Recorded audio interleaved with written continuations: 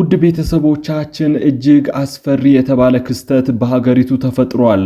ብዙዎች የሞቱበት ነው የሚገኘው። አዲስ የተባለ አውሬ ከዚህ በፊት የማይታወቅ ብዙ ሰዎችን እየገደለ ይገኛል።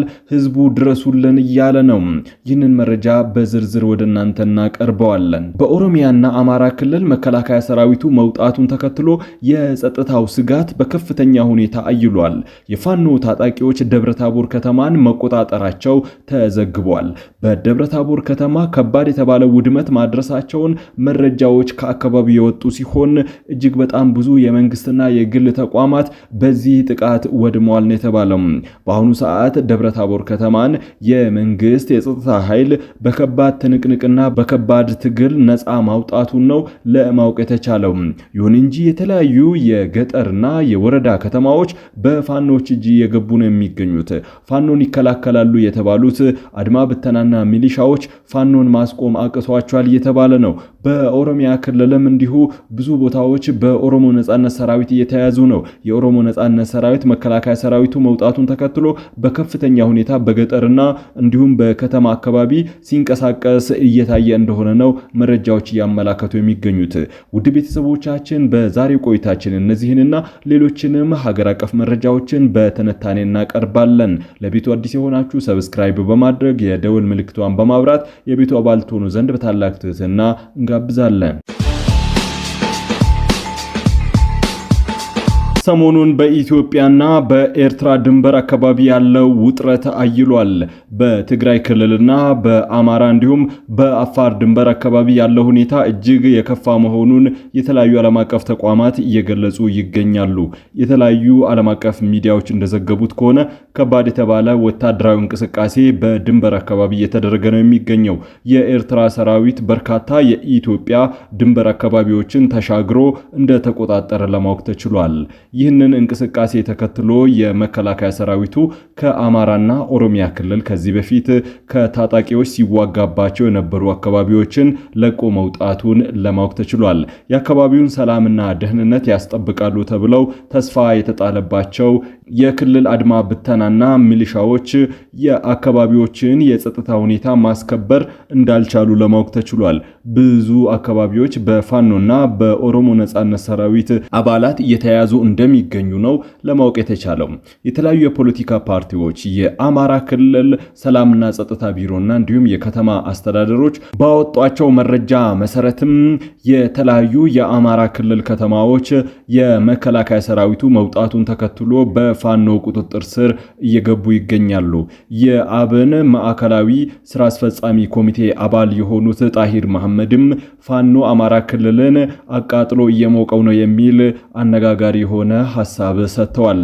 በአካባቢው ያለው የጸጥታ ሁኔታ መላላቱን ተከትሎ የፋኖ ታጣቂዎች ደብረታቦር ከተማ በትላንትናው ዕለት ገብተዋል። ደብረታቦር ከተማን ለሰዓታት ተቆጣጥረው እንደቆዩ ነው ለማወቅ የተቻለው። በከተማዋ በከባድ መሳሪያዎች የታገዘ ውጊያ ተደርጓል። የፋኖ ታጣቂዎች ዙ23 ሞርተርና ከባድ መሳሪያዎችን መጠቀማቸውን የደቡብ ጎንደር ዞን አስተዳደር ባወጣው መግለጫ አስታውቋል። የፋኖ ታጣቂዎች በከተማዋ ቆይታቸው በርካታ የመንግስት መስሪያ ቤቶችን እንዲሁም የግል ንብረቶችን አውድመዋል ሲል የከተማው አስተዳደር እንዲሁም የዞኑ አስተዳደር ባወጣው መግለጫ አስታውቋል። የክልሉ መንግስት እንዳወጣው መግለጫ ከሆነም የፋኖ ኃይሎች ከውጭ ኃይሎች አጀንዳ ተቀብለው የሚሰሩ ናቸው ሲሉ ፈርጀዋቸዋል። ፋኖዎች ህዝባችንን ነፃ ለማውጣት የምንታገል ታጣቂዎች ነን ቢሉም በመንግስት በኩል ግን ከኤርትራና ከግብጽ እንዲሁም ከህወሓት አጀንዳ እየተቀበሉ ክልሉን ለማፍረስና ለማውደም የሚሰሩ የጠላት አጀንዳ አስፈጻሚ ተደርገው ይፈረጃሉ። በእነዚህ ኃይሎች መካከል እየተደረገ ያለው ውጊያ ክልሉን ከፍተኛ የሆነ ውጥረት ውስጥ ከቶታል። ደብረታቦር ትልቅ ከተማ ስለሆነች ጉዳዩ ጎላ ብሎ ታየ እንጂም አነስተኛ የሆኑ በጎጃም፣ በጎንደር፣ በሸዋ፣ በመላው አማራ ክልል በሚገኙ አካባቢዎች ከባድ ውጊያዎች ተደርገዋል። በተለይም በአድማ ብተና በሚሊሻዎችና በፋኖ መካከል ከባድ ውጊያ ነው እየተደረገ የሚገኘው። መከላከያ ሰራዊቱ አካባቢውን ለቆ መውጣቱን የተመለከቱት የፋኖ ታጣቂዎች በእነዚህ የጸጥታ ኃይሎች ላይ የተቀናጀ አለ የተባለ ኃይላቸውን ተጠቅመው ውጊያ እያደረጉ እንደሚገኙ ነው ለማወቅ የተቻለው። የክልሉ ሁኔታ እጅግ አሳሳቢ እንደሆነ ከክልሉ የጸጥታ ኃይል የሚወጡ መረጃዎችን ማየት ብቻውን በቂ ነው። የሰላምና ጸጥታ ቢሮው ከውጭ ታሪካዊ ጠላቶቻችን አጀንዳ ተቀብለው ክልሉን ማተራመስ ማፍረስ የሚፈልጉት የፋኖ ኃይሎች አሁን ክልሉን በከፍተኛ ሁኔታ እያስጨነቁ ነው የሚል መረጃ ነው ያወጣው። በተለይም ውጊያ እያደረግን ያለነው ከፋኖ ብቻም ሳይሆን ከህወሓትና ከኤርትራ ጋር ነው ሲል በግልጽ መግለጫ አቋሙን አሳውቋል። ይህ መግለጫ የጦርነቱ ሂደት በክልል ብቻ የተገደበ ብቻም ሳይሆን ከሀገር አልፎም ቀጠናዊ አምድምታ ያለው መሆኑን አመላካች ተደርጎ ሊወሰድ ይችላል። በኦሮሚያ ክልል በተመሳሳይ መከላከያ ሰራዊቱ ከዚህ በፊት ከኦሮሞ ነጻነት ሰራዊት ሲዋጋባቸው የነበሩ አካባቢዎችን ለቆ መውጣቱን ተከትሎ የጸጥታ ስጋት ማየሉን ነዋሪዎች እየተናገሩ ይገኛሉ። ነዋሪዎች እንደገለጹት ከሆነ እጅግ አሳሳቢ የሆነ የጸጥታ ሁኔታ እየተፈጠረ ነው የሚገኘው። መከላከያ ሰራዊቱ መውጣቱን ተከትሎ የኦሮሞ ነጻነት ሰራዊት የገጠር ከተማዎችንና እንዲሁም በተለያዩ አካባቢዎች በብዛት እየታዩ እንደሆነና እንቅስቃሴ እያደረጉ እንደሆነ ለማወቅ ተችሏል። የኦሮሞ ነጻነት ሰራዊት እንቅስቃሴ መከላከያ ሰራዊቱ ከወጣ በኋላ አይሎ እንደታየ ነው ለማወቅ የተቻለው። የኦሮሚያ ፖሊስ ኮሚሽን ከዚህ በፊት አባል የነበሩና በተለያየ ምክንያት ረፍት የወጡና እንዲሁም የተሰናበቱ አባላቱን ዳግም ፖሊስን እንዲቀላቀሉ ጥሪ አቅርበዋል። ይህንን ጥሪ ያቀረበውም በክልሉ የተፈጠረውን የጸጥታ ክፍተት ለመሙላት እንደሆነ ነው የታወቀው። እንግዲህ መከላከያ ሰራዊቱ ከኦሮሚያ ክልል በወጣባቸው አካባቢዎች ይህንን ክፍተት ለመሙላት ራስን ለማጠናከር ያለመ ማስታወቂያ እንደሆነ ነው የተገለጸው። የኦሮሚያ ክልል ፖሊስ ያወጣው ማስታወቂያ በተለያዩ ማህበራዊ ሚዲያዎች ሲሰራጭም ተመልክተናል። በክልሉ የተፈጠረው ይህ የጸጥታ ክፍተት ለኦሮሞ ነጻነት ሰራዊት እንደ ሰርግና ምላሽም ተቆጥሮለታል። የኦሮሞ ነጻነት ሰራዊት በፈለገው መልኩ እንዲንቀሳቀስ፣ እንዲደራጅ እንዲሁም ኃይሉን እንዲያጠናክር ምቹ ሁኔታ ፈቅዶለታል ነው የተባለው። በዚህ ሁኔታም በገጠር አካባቢዎች በስፋት እንቅስቃሴው ጨምሯል። መከላከያ ሰራዊቱ ከኦሮሚያና ከአማራ ክልል በኤርትራና በትግራይ ድንበር አካባቢ በተጠንቀቅ ላይ ይገኛል ተብሏል። የኤርትራ ሰራዊትም እንደፈለገ የኢትዮጵያን ግዛት እየወረረ እየያዘና ኢትዮጵያኖችን አግቶ እየወሰደ ገንዘብ እየተቀበለ ኮንትሮባንድን ጨምሮ ሌሎች ህገወጥ የንግድ እንቅስቃሴዎችን በኢትዮጵያና በኤርትራ ድንበር አካባቢ እያሳለጠ እንደሚገኝ ለማወቅ ተችሏል። የኢትዮጵያ መንግስት ባለፈው ሳምንት ለኤርትራ ውጭ ጉዳይ ሚኒስትር ኢትዮጵያ ውስጥ የሚገኘውን ኃይሉን ሙሉ በሙሉ እንዲያስወጣ የሚጠይቅ ደብዳቤ ጽፎ እንደነበር ይታወቃል። ይሁን እንጂ የኤርትራ የውጭ ጉዳይ ሚኒስትር በላከው መግለጫም የኢትዮጵያን ወቀሳ ሙሉ በሙሉ አስተባብሎ ኤርትራን ለመውረር እንደ ምክንያት ለመጠቀም የታሰበ እንጂ የኤርትራ ሰራዊት ወደ ኢትዮጵያ ገብቶ አያውቅም የሚል መግለጫ ነው ያወጣው። ይህ በእንዲህ እንዳለ የኤርትራ ሰራዊት ከዚህ በፊት ተቆጣጥሮት ከነበረው የኢሮብ ማህበረሰብ መኖሪያ መንደሮች ለቆ መውጣቱን ከአካባቢው የተገኙ መረጃዎች አመላክተዋል። የኤርትራ ሰራዊት ከኢሮብ ማህበረሰብ መኖሪያ መንደሮች ለቆ ቢወጣም በዛላምበሳና በሌሎች ከተማዎች በስፋት እየተንቀሳቀሰ እንደሚገኝና ኬላ ጥሎ የመውጫና የመግቢያ ገንዘብ ከተሽከርካሪዎችና ከሲቪሎች ከነጋዴዎች እያስከፈለ እንደሚገኝ ነው ለማወቅ የተቻለው። ከኢሮብ ቢወጣም ግን በዛላምበሳና በሌሎችም በኢትዮጵያና በኤርትራ ድንበር አካባቢ በስፋት ገብቶ እየተንቀሳቀሰ ይገኛል። በሌሎች የትግራይ ከተሞችም የኤርትራ ወታደርን ዩኒፎርም የለበሱ ወታደሮች በስፋት ሲንቀሳቀሱ እየታየ ነው የሚገኘው። በምዕራብ ግንባር በኢትዮጵያ መከላከያ ሰራዊትና በህወሓት ባለፈው ሳምንት በተደረገው ውጊያም የኤርትራ ሰራዊት አባላት ተሳትፈዋል። ከኤርትራና ከኢትዮጵያም የተለያዩ የጦር መሳሪያዎች ዝውውር እየተደረገ እንደሚገኝ ነው ለማወቅ የተቻለው። በኢትዮጵያ በኩል ህወሓት የጦር መሳሪያ ዝውውሩን እየመራ ሲሆን፣ በኤርትራ በኩል የኤርትራ መንግስት የጦር መሳሪያ ዝውውሩን እያሳለጠው ይገኛል። ከኤርትራ ሸቀጣሸቀጥ የጫኑ የሚመስሉ ከባድ ተሽከርካሪዎች በውስጣቸው ግን ደብቀው ተተኳሾችንና ሌሎች መሳሪያዎችን ለህወሓት እያቀረቡ እንደሚገኙ ነው ለማወቅ የተቻለው።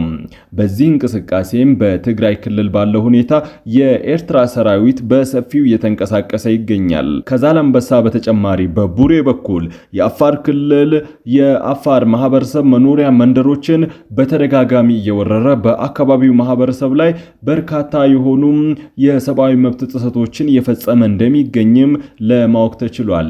ይህ ሁሉ ሲደረግ የኢትዮጵያ መንግስት እስካሁን ድረስ ለኤርትራ ምላሽ አልሰጠም። አንዳንድ የፖለቲካ ተንታኞች እንደሚሉት ከሆነ የኢትዮጵያ መንግስት ትዕግስት ማሳየት የፈለገው የፊታችን የካቲት 8 እና 9 የሚደረገው የአፍሪካ የመሪዎች ስብሰባ እስኪጠናቀቅ ድረስ ብቻ ነው። የአፍሪካ መሪዎች ስብሰባ ከተጠናቀቀ የኢትዮጵያ መንግስት ምናልባትም የኢትዮጵያን ሉዓላዊ መሬት በመውረር በኢትዮጵያውያን ላይ ከፍተኛ የሆነ የሰብአዊ መብት ጥሰት እየፈጸመ በሚገኘው የኤርትራ ሰራዊት ላይ ጥቃት ሊሰነዝር ይችላል። ራሱን ለመከላከል በሚወስደው እርምጃ ምናልባትም በኢትዮጵያና በኤርትራ መካከል ጦርነቱ ሊቀሰቀስ ይችላል።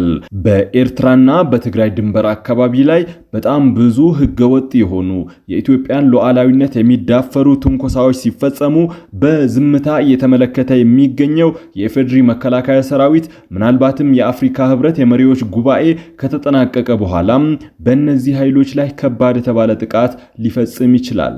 ይህ ጥቃትም እጅግ ከባድ የተባለና አስፈሪ የሆነው የምስራቅ አፍሪካን ሊያናውጥ የሚችል የአፍሪካ ቀንድን ከፍተኛ የሆነ ችግር ውስጥ የሚከተው የኢትዮጵያና የኤርትራ ጦርነት ብሎም ህወሓትን፣ ፋኖና የኦሮሞ ነጻነት ሰራዊትን ሌሎችንም ታጣቂዎች የሚያሳትፍ አደገኛ የተባለው ጦርነት ሊጀምር ይችላል ነው የሚሉት።